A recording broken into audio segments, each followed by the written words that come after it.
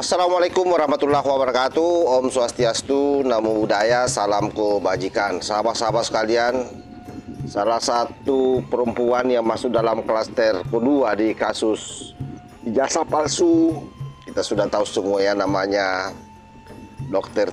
Tipa. Kita kenal sebagai seorang perempuan yang memakai jilbab, tapi kalau menurut loyalisnya Pak Jokowi, hatinya busuk, jahat. Dan kembali Dr. Tipa memperlihatkan hal tersebut, sahabat. Jadi Dr. Tipa mencoba sangat tegar di depan kamera, ikhlas menerima dia menjadi tersangka.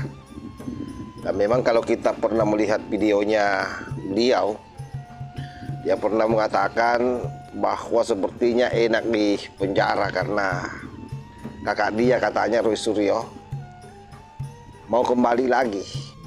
Terutama saya gitu ya, kayak apa sih rasanya di penjara gitu ya.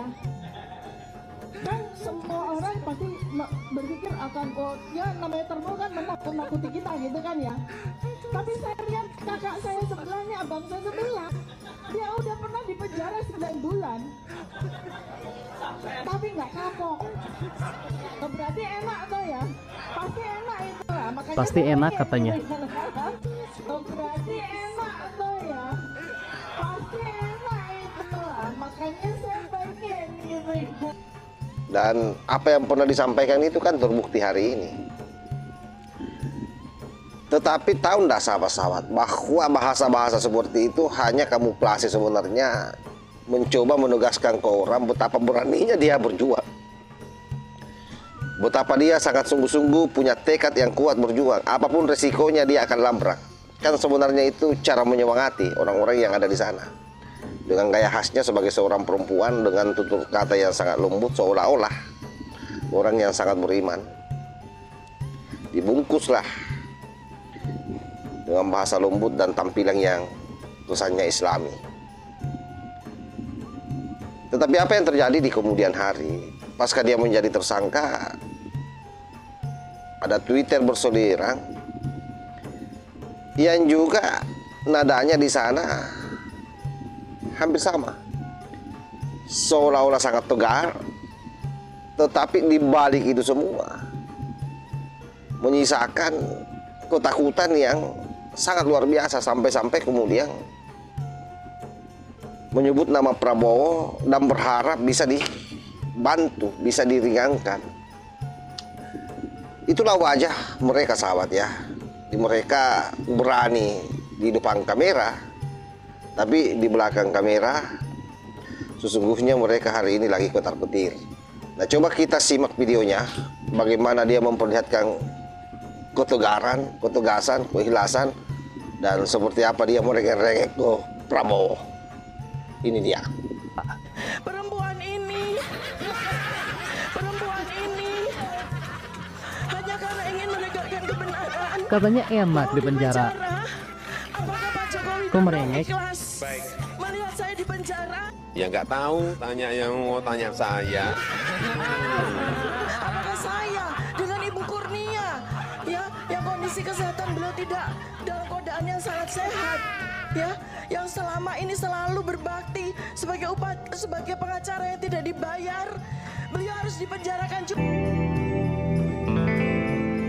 Tifauzia Tiasuma atau Dr. Tifa menyinggung Presiden Prabowo Subianto seusai dirinya ditetapkan sebagai tersangka kasus ijazah Presiden ke-7 Joko Widodo. Dr. Tifa kini berharap pada keadilan yang ditegakkan oleh Prabowo atas kasus yang menjeratnya. Ungkapan ini disampaikan Dr. Tifa melalui akun X pribadinya pada Sabtu 8 November 2025. Dr. Tifa mengaku akan menghadapi penetapan tersangka dirinya dengan tegar dan kepala tegak. Dr. Tifa juga menyebut dirinya sedang menghadapi kekuatan yang meletakkan keadilan dan kebenaran di bawah telapak kaki mereka.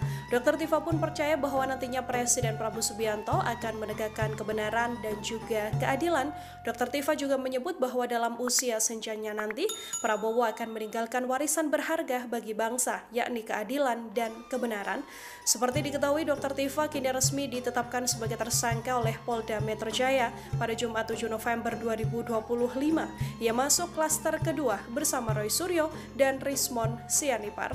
Nah, ini kan membuat kita bertanya-tanya ya, kalau kita melihat tayangan tadi itu, kenapa seorang yang selama ini kita tahu bahwa dia tegar dan ikhlas, justru kemudian memohon pertolongan politik di ruang publik? Ini salah satu kepanikan yang saya kira luar biasa, sebuah keputusasaan yang mulai menyuruh sahabat. Tapi memang kan kalau dilihat sejak awal kasus ini mencuat, ini kan Dokter Tipa memang mencitrakan dirinya sebagai pejuang kebenaran. Ia berbicara sangat lantang, menyoram, menuduh, dan memancing simpati publik. Tapi ketika status hukum berubah dari pengamat vokal menjadi tersangka penyebar hoaks, semua ketegaran itu mendadak goyah. Dan itu manusiawi sahabat ya, manusiawi. Saya pun dulu pernah satu kali diperiksa oleh polisi kasus pencemaran nama baik karena menuduh orang korupsi. Bukan menuduh sih sebenarnya, ya karena memang faktanya begitu. Sehingga saya dianggap waktu itu memfitnah. Jadi apapun itu yang namanya sudah dalam posisi sebagai terperiksa saja, belum sebagai tersangka, mental orang itu turun.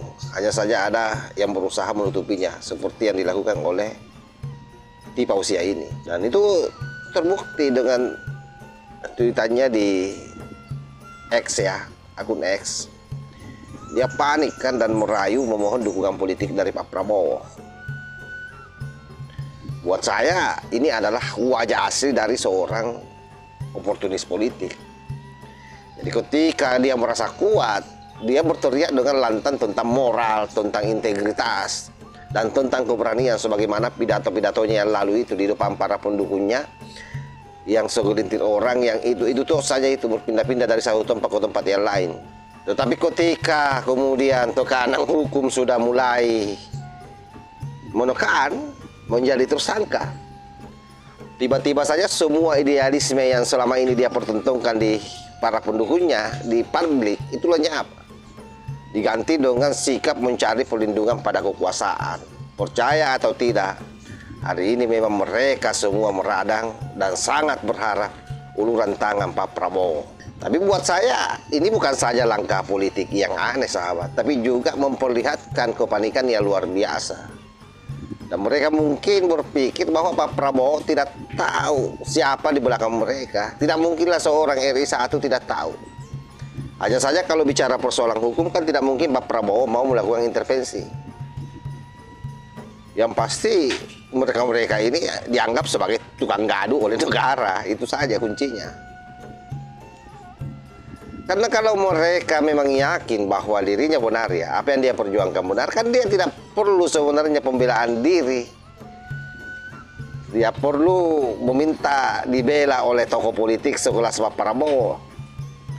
Sebab hanya dua hal yang dia butuhkan hari ini, yaitu bagaimana keberaniannya itu dimunculkan kembali, lalu kemudian dibareng dengan fakta-fakta yang konkret. Hanya itu yang dibutuhkan. Jadi bukan merengek kok kemana-mana. Seperti yang Dokter Tipa pertontonkan maupun yang lain ini. Karena kan semuanya pasti ini satu model semua, dengan gaya bahasa masing-masing saja yang berbeda. Tetapi pada intinya mereka sangat berharap bisa mendapat bantuan hukum, atau mungkin tekanan struktur ya dari seorang presiden. Tapi tidak mungkin Pak Prabowo mau melakukan itu, karena yang namanya hukum tetap harus berjalan sesuai dengan relnya. Tidak bisa diintervensi oleh siapapun. Nah, kecuali nanti kalau misalnya sudah terbukti lalu kemudian masuk penjara, ya bisa minta garasi kalau presiden mau, atau abolisi. Tapi itu kan sangat susah dalam konteks hari ini Pak Prabowo melakukan itu untuk kalian. Karena saya punya keyakinan Pak Prabowo tahu persis siapa orang-orang yang bermain di belakang layar. Dan ini sangat mengancam sebenarnya keutuhan bangsa kita. Sebab di sana ada ex-HTI, ada ex-FPI, yang jelas-jelas waktu pemerintahan Pak Jokowi, kedua ormas ini sudah dilenyapkan dalam tanda petik ya.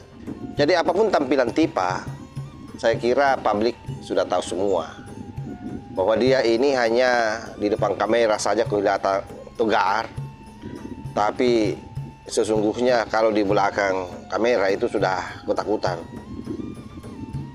Jadi Koto Garang ini Koto Garang yang dibuat-buat, narasi ikhlas yang dibungkus dengan bahasa rohani. Semuanya adalah upaya untuk menciptakan sebenarnya persepsi palsu, sahabat. Tapi sekali lagi, yang namanya dunia digital itu kan sangat susah untuk dibohongi. Rakyat membaca, menilai, dan pasti akan selalu mengingat. Salah satunya ya seperti tweet permohonan kepada Prabowo ini. Ini menjadi bukti nyata bahwa di balik senyum yang tegar itu ada hati yang sedang gentar sesungguhnya, sedang panik, ketakutan. Dan sekali lagi secara psikologi ya sah-sah saja, karena tidak ada orang itu yang mau dipenjara, tidak ada. Jadi bisa dibayangkan, sahabat ya, makanya jangan main-main. Sekelas Dr. Tifa saja yang selama ini bertahun-tahun menyerang Pak Jokowi, tapi ketika hukum sudah mulai bicara tegas, menelusuri jejak-jejaknya, justru dia berupaya bersembunyi di balik topeng korban kriminalisasi. Dan luar biasa juga karena kemudian memang memecah kepercayaan publik teriakan-teriakannya selama ini, bahkan menyulut kebencian yang makin dalam. Dan paling berbahayanya lagi karena kemudian keraguan ini memang sudah mulai menebar, terutama terhadap lembaga-lembaga negara kita. Karena mereka memang menarasikan seolah-olah bahwa lembaga-lembaga negara di Indonesia ini itu tidak ada yang layak dipercaya, semua dikendalikan oleh Pak Jokowi. Narasi itu kan yang terbangun selama ini di kepala masyarakat. Tetapi dengan situasi hari ini, sorry saja bos, rakyat Indonesia hari ini bukan lagi rakyat yang mudah dibohongi. Sebab kita sudah terlalu sering disuguhi oleh drama politik yang namanya kriminalisasi pejuang kebenaran. Kita sudah tahu bahwa siapa yang benar-benar memperjuangkan kebenaran dan siapa yang hanya memperjuangkan popularitas. Disinilah saya kira publik melihat siapa yang berani bertanggung jawab dan siapa yang hanya pandai bersembunyi di balik topeng moralitas. Dr. Tifa, permainanmu sudah terbaca. Jadi tidak ada lagi yang bisa kamu lakukan selain berdoa dengan baik, nikmati hari-harimu yang terakhir ini di luar penjara, karena pada akhirnya kau akan dikerangkeng. Allahul muwaffiq ila aqwamit thariq. Wassalamualaikum warahmatullahi wabarakatuh.